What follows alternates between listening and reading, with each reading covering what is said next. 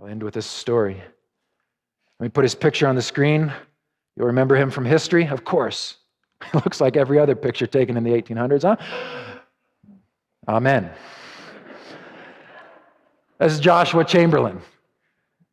Story. Joshua Chamberlain. He was a professor of rhetoric, a theologian, not a soldier.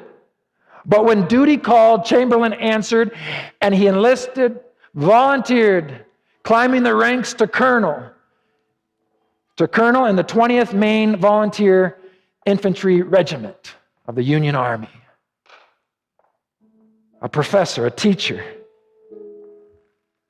You're saying, come on, I'm not a preacher, I'm not a prophet, I'm not an outreach person, I'm just a teacher. I'm just an administrator. I'm a medical professional. Don't you know? We have our own jobs. But when duty called, Chamberlain answered. And he joined the ranks of the Union Army on July 2, 1863. A date with destiny. His Chamberlain and his 300-soldier regiment stood between the Confederates and certain defeat at the Battle of Gettysburg in Pennsylvania. I've stood on that little rise. At 2:30 p.m., the 15th and 47th Alabama Infantry Regiments of the Confederate Army charged, but Chamberlain and his men held their ground. Except the Confederates charged a second time, and a third time, and a fourth time, and a fifth time. And after the fifth time, there were only 80 men left with Chamberlain, himself having been knocked down by a bullet that struck his belt buckle. He stood back up. Now he's got 80 men, and he's looking down the slope. It's hardly a hill, but a slope to 4,000 Confederates.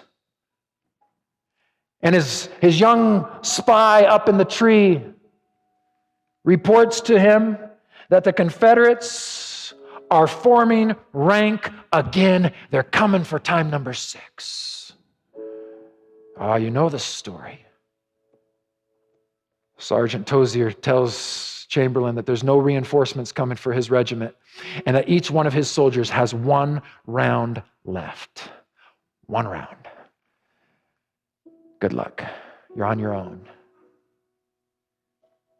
Chamberlain wasn't a military man. He wasn't a soldier. He was a teacher. He was a teacher. But for such a time as this, he tells his men to fix their bayonets and to run down the slope. On July 2 of 1863, 80 Union soldiers bring 4,000 Confederate soldiers to surrender because of one word. And it's the word Chamberlain led with as he ran down the slopes. Charge. Charge.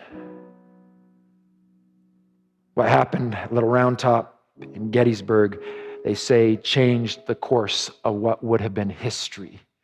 What happened when a man from Gilead heard God's call and stepped out of the shadows and charged, changed the course of history. And history needs to be changed again. Charge. Beloved, young and old, students, faculty, community members, charge. For the sake of the Master, charge.